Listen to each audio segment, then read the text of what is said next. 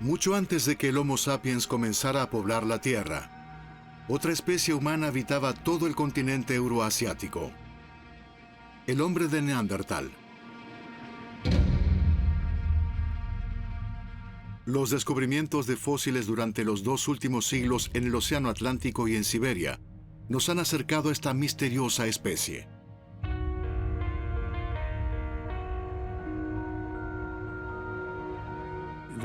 Tenían una cultura, un sistema social y eran inteligentes. Los recientes hallazgos arqueológicos en Inglaterra y Francia han permitido a los investigadores revelar más aspectos de estos primeros habitantes de Eurasia.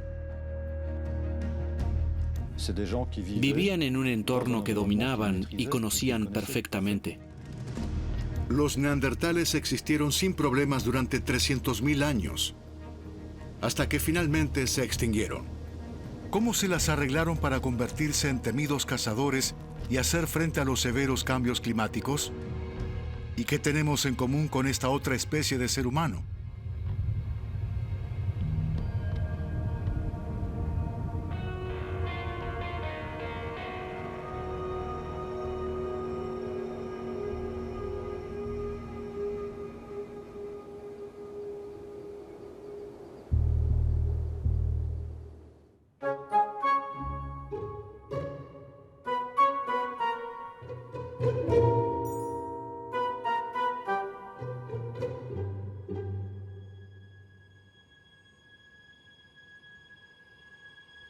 Cuando se descubrieron los primeros neandertales en el siglo XIX, esta nueva especie humana de la que solo se poseían pocos fósiles se representaba con rasgos similares a los simios. Pasaron décadas antes de que comenzara a surgir una imagen de los neandertales que se correspondía con la realidad.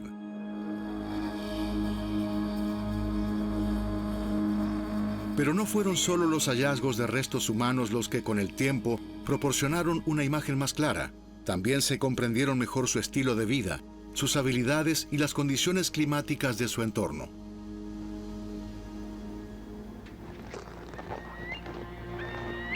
En los 300.000 años que los neandertales habitan el continente euroasiático, las condiciones climáticas son extremadamente duras. En la edad de hielo, las temperaturas son de unos 20 grados bajo cero. Y el nivel del mar es mucho más bajo que en la actualidad. Y los neandertales están muy bien adaptados a estas condiciones de vida particularmente duras.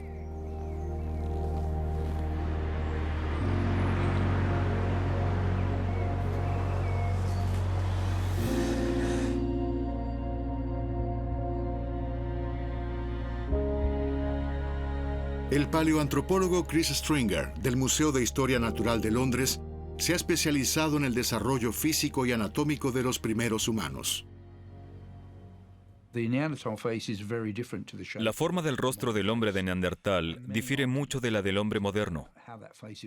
Se ha discutido mucho sobre las causas de que su rostro se desarrollara de esta manera.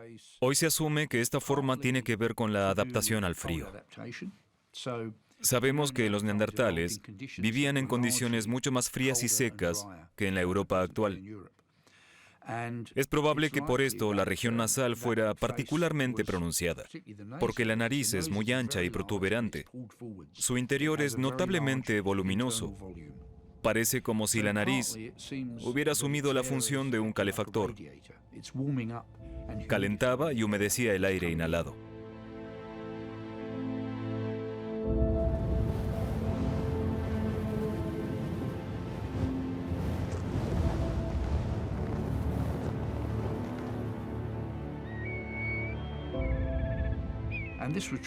Esto también se aplica a todas las demás especies humanas anteriores. Todas tienen aparatos nasales más grandes que el hombre moderno, pero particularmente los neandertales los tenían muy pronunciados.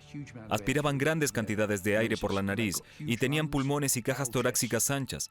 Su sangre tenía que absorber mucho oxígeno porque quemaban más energía para mantenerse calientes. Las características biológicas descritas por el profesor Stringer fueron una importante ventaja para la supervivencia de los neandertales en un ecosistema inhóspito.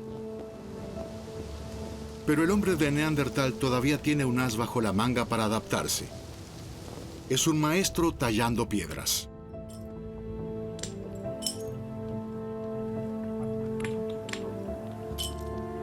Una innovación técnica revolucionaria de la humanidad que se remonta a los neandertales. Desarrollaron un método preciso para cortar el pedernal, la técnica llamada método de Levallois. El arqueólogo Vincent Lascours experimenta con esta técnica que permite la extracción de cierto tipo de astillas. Preparo el núcleo de la piedra para cortar la punta deseada. Aquí se puede ver. Así puedo hacer mi herramienta. Vincent Lascours intenta lascar una punta de Levallois. Estoy tratando de cortar la punta a lo largo de estas dos crestas.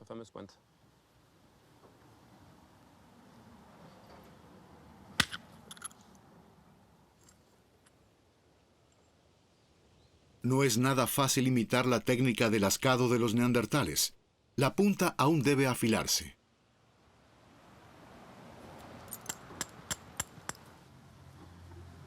Aquí tenemos la famosa punta con sus características típicas. Dos cantos que se estrechan en punta y le dan su forma, con pequeños cortes para mejorar el filo. Y aquí tenemos los bulbos negativos, que servirán para unir la punta a una lanza o un asta. La técnica de Levallois para la producción de herramientas de pedernal con pocos movimientos proporciona armas peligrosas a los cazadores.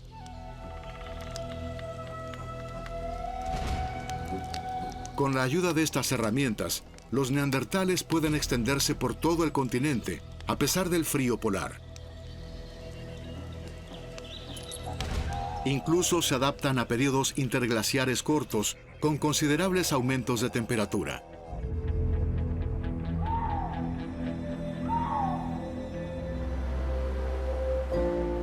Solo hay unos pocos sitios arqueológicos donde los neandertales se asentaron durante decenas de miles de años.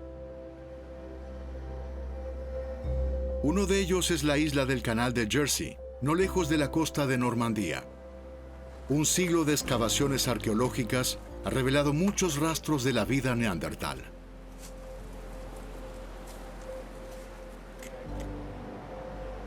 La arqueóloga y especialista en prehistoria Becky Scott del Museo Británico ha investigado el yacimiento neandertal de la Côte de Saint-Brelade durante mucho tiempo.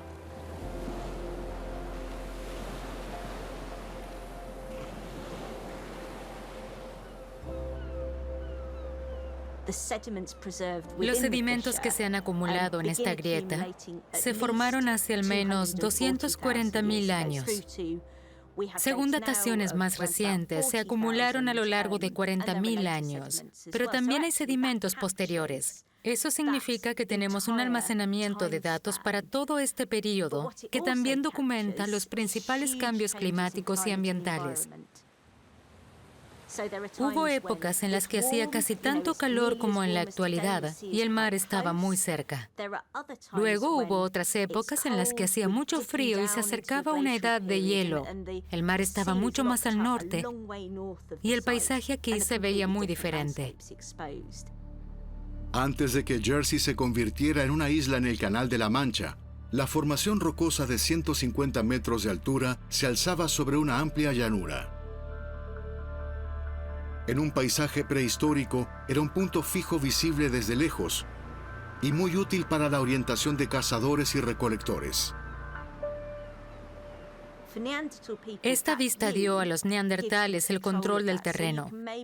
Quizás alguien estaba apostado allí dando instrucciones a los demás, buscando otros grupos que pasaban por la región o manadas de animales.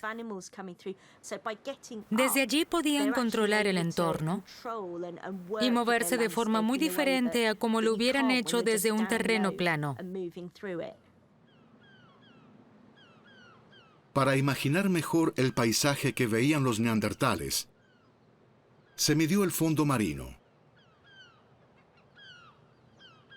Hace unos años, mis colegas Richard y Martin Bates llevaron a cabo un estudio batimétrico de las bahías alrededor de la Côte. hasta 5 kilómetros de la costa. Reconstruyeron un paisaje que hoy es invisible. Actualmente solo sobresalen pequeños fragmentos, arrecifes irregulares, acantilados y picos de roca erosionados. La investigación de los hermanos Bates mostró que el fondo marino no era muy profundo, pero que también había cañones alrededor de la isla que eran perfectos para acorralar a bisontes, bueyes y mamuts.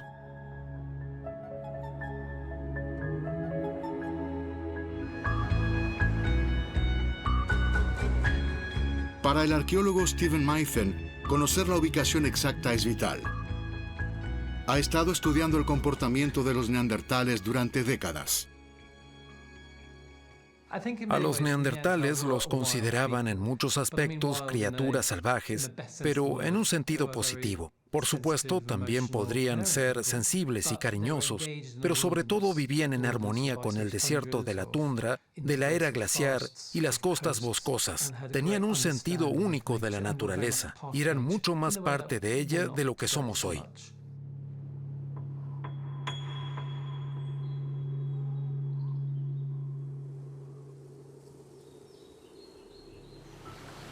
También otro tipo de entorno es imprescindible para los neandertales: los ríos.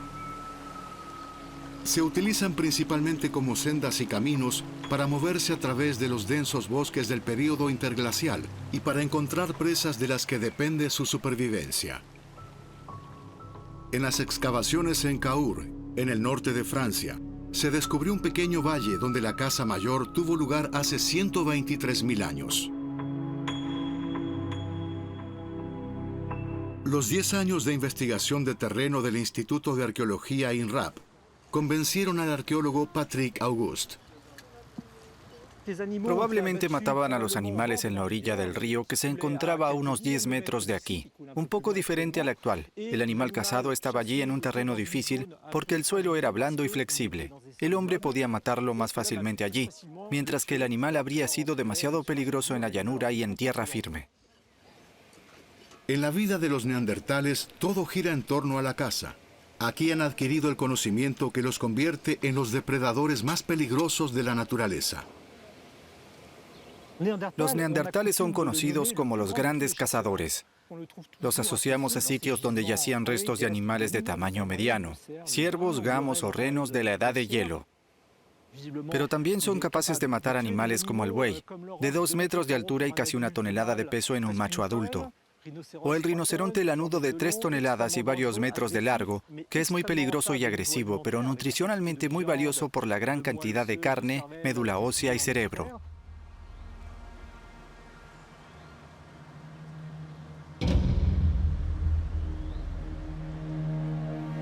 Según la opinión del director de excavación, Jean-Luc Locht, el descubrimiento reveló importantes hallazgos sobre la capacidad de adaptación.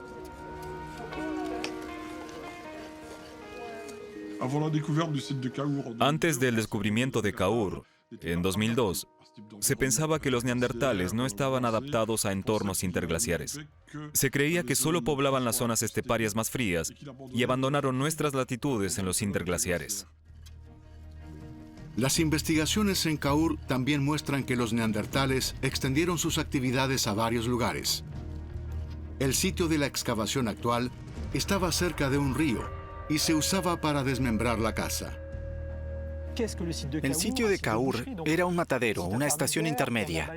Los animales se mataban en otro lugar y se traían aquí, donde era más fácil cuartearlos y trabajar sus partes. Es probable que las nuevas provisiones fueran posteriormente trasladadas a un campamento base un poco alejado.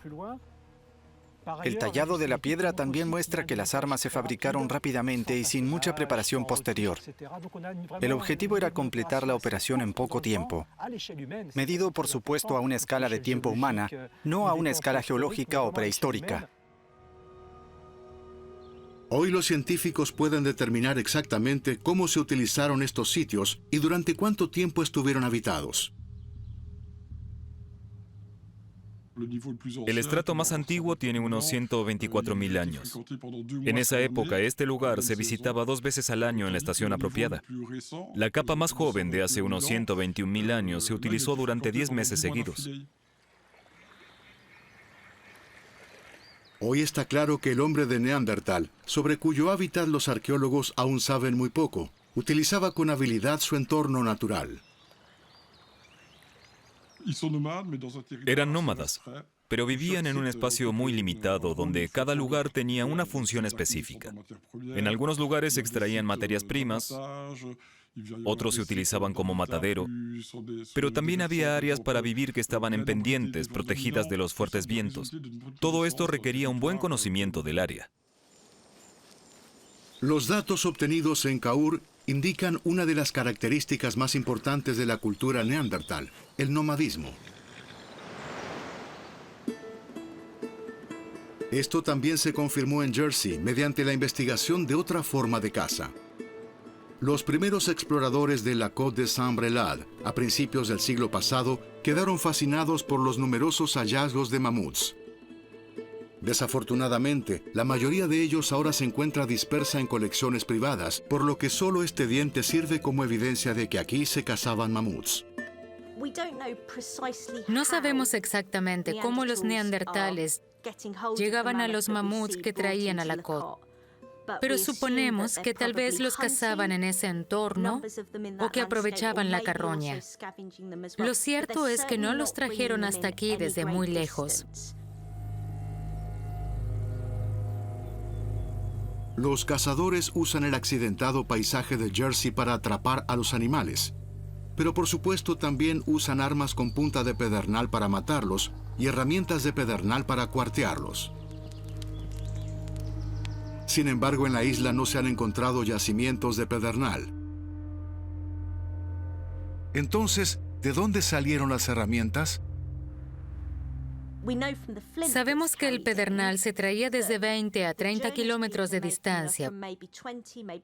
Por ejemplo, desde las islas de Guernsey o Alderney, donde hay grandes depósitos. Para tales viajes había que planificar varios días, por lo que llevaban sus herramientas consigo y las trabajaban en el camino sin poder reemplazar nada con materias primas locales. Esto demuestra que planeaban ir a lugares que conocían. Nos da una idea del concepto espacial de los neandertales y la forma en que organizaron su mundo geográficamente. Los sitios de excavación de Kaur y la Côte en Jersey nos muestran que los neandertales se movían en áreas en las que planeaban deliberadamente sus actividades. Este pensamiento complejo no encaja en absoluto con la imagen de una especie humana limitada y tosca.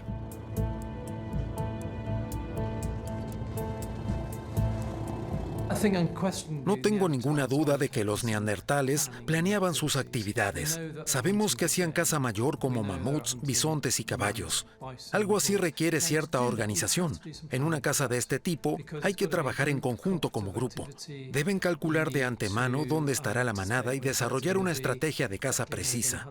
Y había que decidir cómo cortaban la carne y la repartían entre ellos. Todo esto tenía que ser planificado, como nos muestran los hallazgos arqueológicos.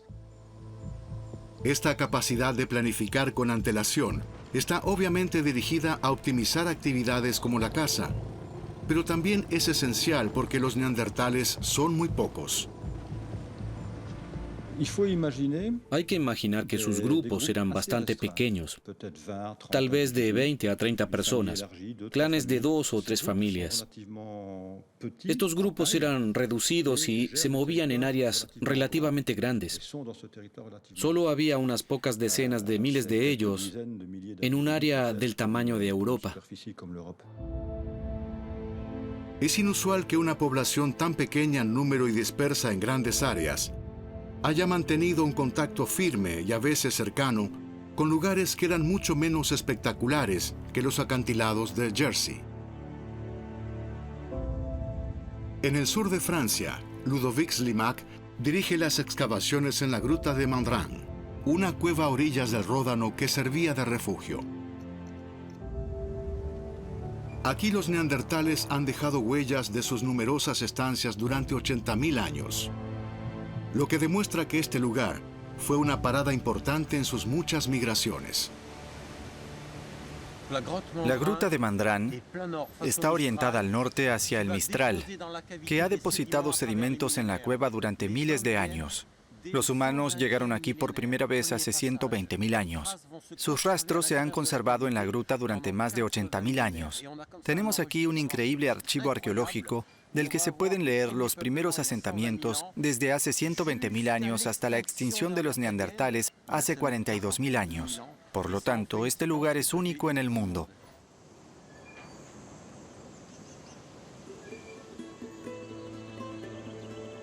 En esta misteriosa capa de sedimentos, Ludovic se encuentra con numerosos vestigios del asentamiento neandertal. Sus estancias suelen ser breves, a veces solo unos días, pero se extienden a todos los periodos investigados.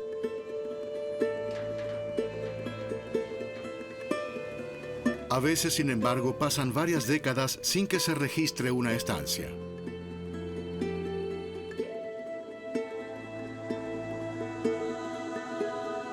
La gruta de Mandrán estuvo poblada varias veces durante 80.000 años por grupos presumiblemente nómadas. ¿Qué hace que un hombre de Neandertal sea nómada? Esa es la pregunta. ¿Sigue a los rebaños? ¿Sigue a los caballos, a los bisontes o a los renos? ¿Deambula? El nomadismo no es deambular. Eso se puede descartar directamente. Cuando hablamos de nomadismo, debemos imaginar poblaciones dominando un área que podría ser relativamente grande.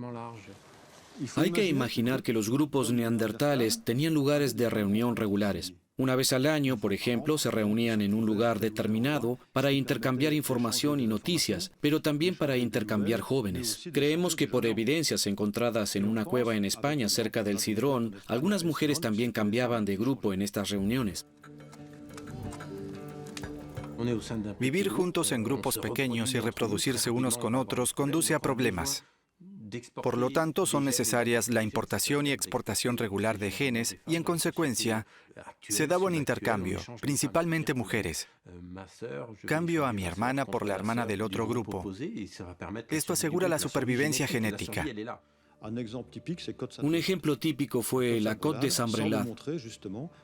Era un lugar de reunión, un lugar de encuentro para diferentes grupos que se reunían allí por esta razón específica durante varias decenas de miles de años.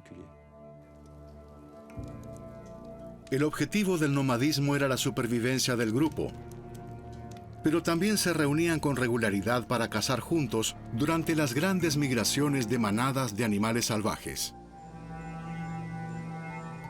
Se descubrió que los objetos fueron transportados desde muy lejos o en una dirección completamente diferente.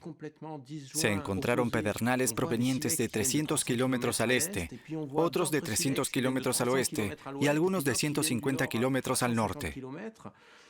No se puede imaginar que una zona tan grande haya sido el territorio de los neandertales que deambulaban en su ronda anual. Son miles de kilómetros, lo que no encaja en un ciclo anual. Con estos hallazgos, queda claro que se trata de 1, 2, 3 o 4 grupos neandertales que tenían todo su propio territorio y que se reunían 1 o 2 veces al año en este lugar para realizar actividades comunes.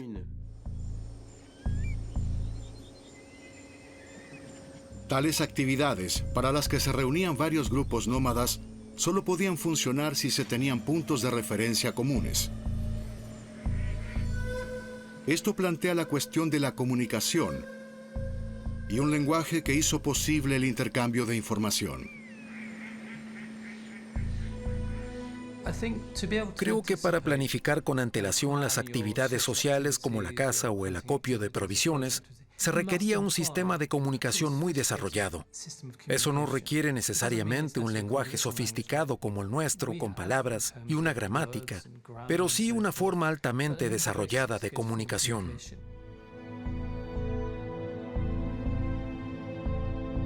La hipótesis de que el hombre de Neandertal utilizaba un idioma fascina a los prehistoriadores. La pregunta que surge es si no podrían usarse los fósiles de Neandertal para demostrar la capacidad anatómica para hablar. Básicamente podemos reconstruir el aparato fonador del neandertal y parece ser relativamente similar al nuestro. Sin embargo, la laringe estaba un poco más arriba en la garganta, lo que sugiere que la voz era un poco más alta. No encaja del todo con nuestra idea de los toscos neandertales que tuvieran voces agudas, pero parece que sí. También sabemos que los huesos de los oídos deben haber funcionado igual que los nuestros en términos de conducción del sonido. Tenían la misma frecuencia de escucha. Por lo tanto, su audición probablemente podría captar el habla también como la nuestra. Todo esto sugiere que los neandertales tenían un lenguaje simple, tenían la capacidad de hablar y conversar. Anatómicamente, al igual que nosotros, los neandertales tenían las habilidades necesarias para formar el habla y los sonidos. ¿Pero realmente podían hablar? Había comunicación, por lo tanto había un idioma. Tenían una forma de lenguaje compleja y sofisticada que ciertamente les permitía pasar información precisa de un grupo a otro, lo que era vital para la supervivencia de los neandertales. Pero la pregunta es, ¿usaban palabras como nosotros? ¿Y estaban esas palabras unidas por complejas reglas gramaticales o sintaxis que pudieran transmitir pensamientos, narrativas e información complejos? Personalmente, no lo creo.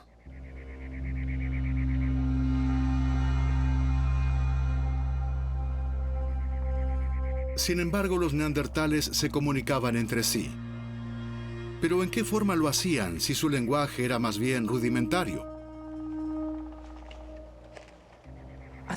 Creo que la musicalidad juega un papel importante. Es importante para expresar emociones, también lo es para los vínculos sociales. Imaginen la caza de un bisonte. Es trabajo en equipo. Tengo que poder confiar en que el otro tipo arrojará su lanza en el momento adecuado.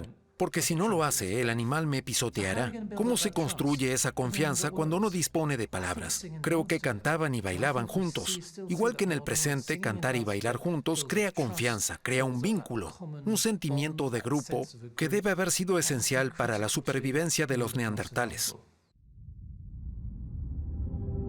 Otro elemento para clasificar las habilidades lingüísticas de los neandertales es el examen de sus cerebros sobre la base del estado actual de conocimiento sobre los cerebros de nuestra propia especie.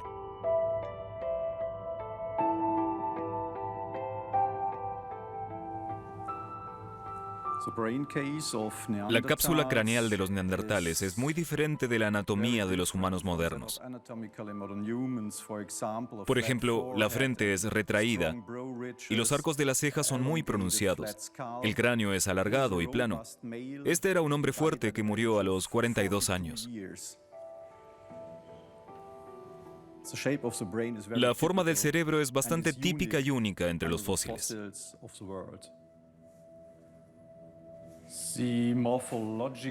La estructura morfológica del cerebro de los neandertales es muy diferente de la anatomía de los humanos modernos, pero aún no se sabe mucho de la estructura interna.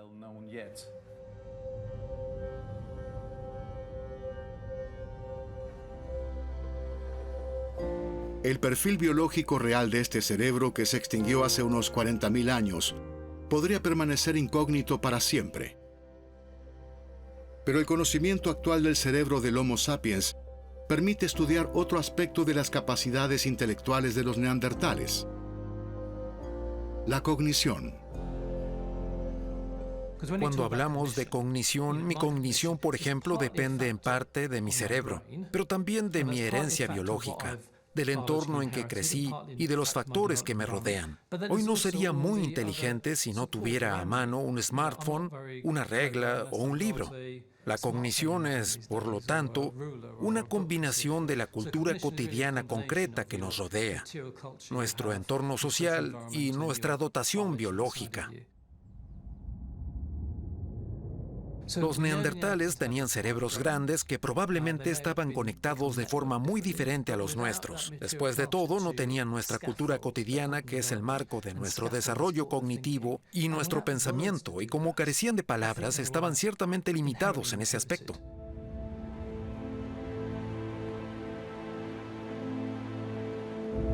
Pero ¿tenían los neandertales una cultura a pesar de las limitaciones mencionadas por el profesor Meifen? Los expertos discuten al respecto, porque al igual que el lenguaje, el canto y la danza no se han conservado como hallazgos fósiles. Algunos científicos creen que ciertos inusuales hallazgos son comparables al arte.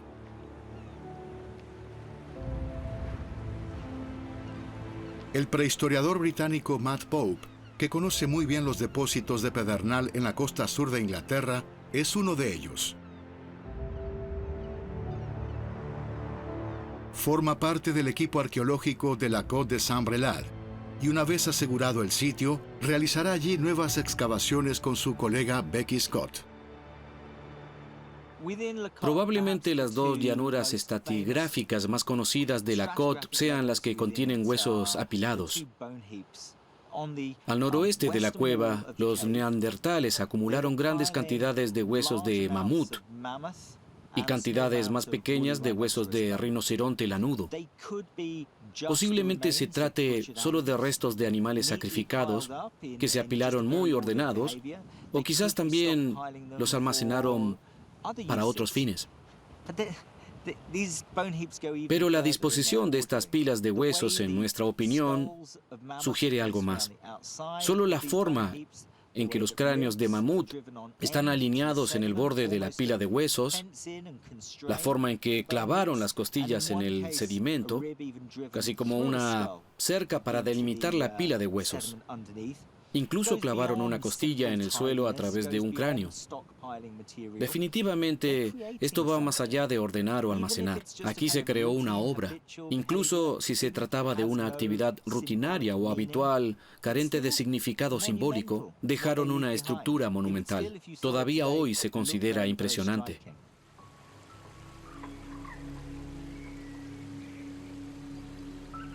Hay escasas evidencias de que los neandertales realizaban actividades de ocio o escénicas, por lo que el descubrimiento de la cueva de Bruniquel en 1990 en el valle de Aveyron fue una auténtica sensación. En una de las cavidades, que estaba a más de 300 metros de la entrada, los exploradores se encontraron con una extraña estructura construida con trozos de estalagmitas. Este círculo de piedra desconcertó a los prehistoriadores, más aún cuando la datación reveló que tenía más de 175.000 años. Esta disposición circular de 400 piezas de estalagmitas es un completo misterio. Pero el gran simbolismo de esta obra subterránea está fuera de duda. Hay paralelismos entre la pila de huesos y los círculos de estalagmitas en la cueva Bruniquel. En ambos casos la disposición es desconcertante. Ambos son impresionantemente grandes y están colocados así de forma deliberada. El círculo de piedra de Bruniquel se encuentra en una cueva y allí no se utilizaron restos de comida, pero eso demuestra que pudieron trabajar juntos para crear una estructura ordenada a partir del caos que no tiene una función obvia. Tenemos muchas palabras en nuestros idiomas para este comportamiento. Hablamos de actos simbólicos, de arte o de ritual. Estos términos no me parecen particularmente útiles. Creo que es totalmente humano dejar estructuras monumentales en el paisaje que lleven nuestras huellas y nuestra impronta. No hace mucho, una cueva en Gibraltar arrojó la evidencia gráfica más abstracta descubierta de los neandertales. Estas líneas talladas en el suelo de Goran Cave fueron inmediatamente bautizadas como el primer hashtag de la historia. ¿Es esto prueba de la inteligencia simbólica de los neandertales? Sobre la base del estado actual de los conocimientos, Ludovic Slimak insta a la precaución.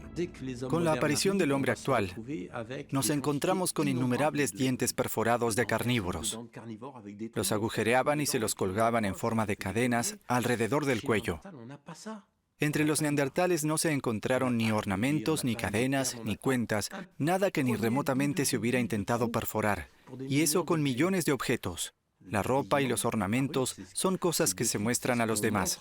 Dan forma a nuestro universo intelectual, cultural y social, que a su vez presentamos a los demás. Eso no existía entre los neandertales.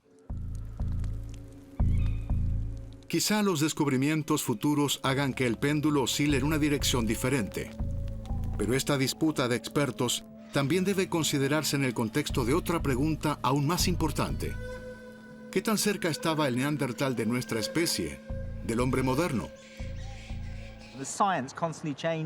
Nuestra comprensión científica del Neandertal cambia constantemente. Aunque intentamos acercarlo un poco más a nosotros e interpretemos su comportamiento como moderno, nunca debemos olvidar que si nos encontramos con él en la calle o en el campo, reconoceríamos inmediatamente las diferencias en el rostro, el comportamiento y el modo de andar. El Homo sapiens llegó a Europa occidental hace unos 50.000 años. Malas noticias para los neandertales, cuyo caso parece estar sellado.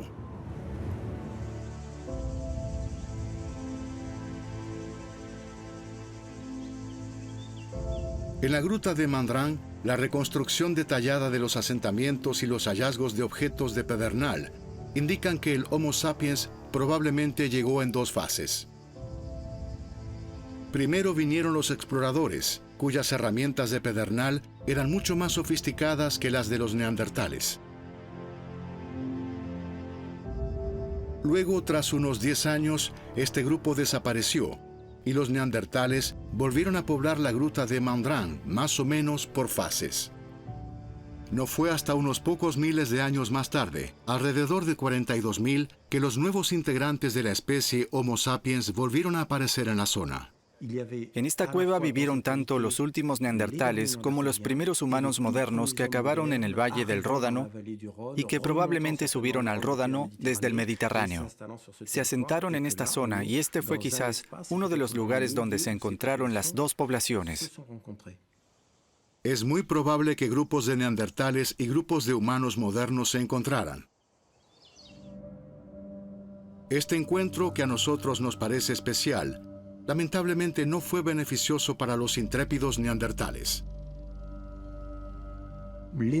Los neandertales habían estado allí durante decenas, incluso cientos de generaciones, pero de repente, coincidiendo con el registro de la llegada del hombre actual, el neandertal no solo desaparece, sino que nunca regresa a esta cueva. Ese es también el momento de su extinción. Lo sabemos a través de las diversas investigaciones, no solo en Francia y Europa, sino en toda Eurasia. Sabemos que después del año 42.000 no hubo más poblaciones de neandertales, o sea que en ese momento se extinguieron.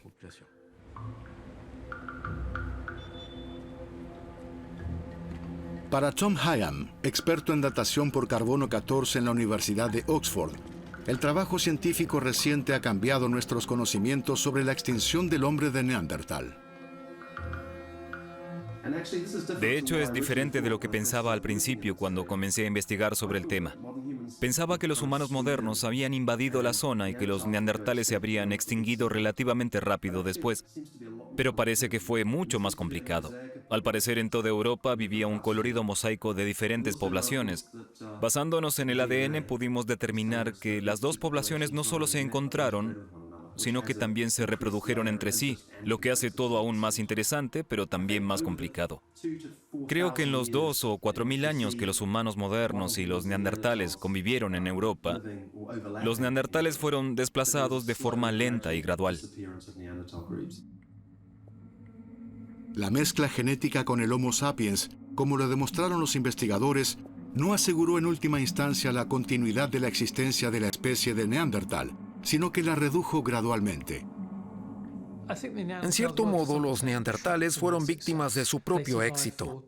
Sobrevivieron durante 200.000 a 300.000 años a pesar de los enormes cambios climáticos y de un entorno muy variable, pero su cultura era evidentemente conservadora. Fabricaron las mismas herramientas de forma permanente durante 200.000 años. Estas herramientas son muy poderosas, pero la innovación y la creatividad en ellas son mínimas. Los neandertales compartieron un vasto territorio de Eurasia con los humanos modernos durante solo unos pocos miles de años. Finalmente, esta especie humana que había logrado adaptarse a cambios climáticos masivos y superar una amenaza genética constante se extinguió hace unos 42.000 años. Pensar que hubo una época en la que un grupo de humanos habitaba un mismo paisaje, que superficialmente eran tan similares a nosotros, pero que hacían muchas cosas de manera muy diferente. Es casi como volver a la época de los cazadores-recolectores. Me parece increíble que en un momento de la historia no fuéramos la única especie humana que pobló la Tierra. La forma en que miramos al Neandertal dice mucho sobre cómo tratamos a los demás. Nos lleva a plantearnos cómo interactuamos con otras personas de nuestra propia especie. En un momento en el que se habla constantemente del choque cultural provocado por la migración, nos comportamos de manera similar a como con los neandertales. ¿Cómo vemos al otro dentro de nuestra propia especie? De vez en cuando aparecen fósiles de humanos que vivieron antes de nuestra propia especie.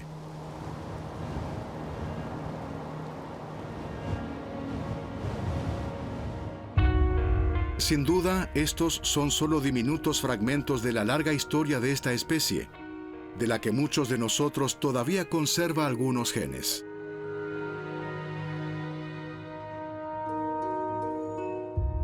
Quizás esa sea la razón por la que estos legados de otra humanidad nos cautivan tanto. ¿Y por qué no podemos dejar de explorar lo que nos conecta y lo que nos separa? El mundo, sin duda, hoy se vería diferente si esta otra especie humana no hubiera sido desplazada por el hombre moderno. Si estos humanos, con su inteligencia social y su mejor sentido por la naturaleza, no le hubieran dejado lugar a nuestra especie, no hubiéramos poblado solos este planeta desde entonces, tanto para bien como para mal.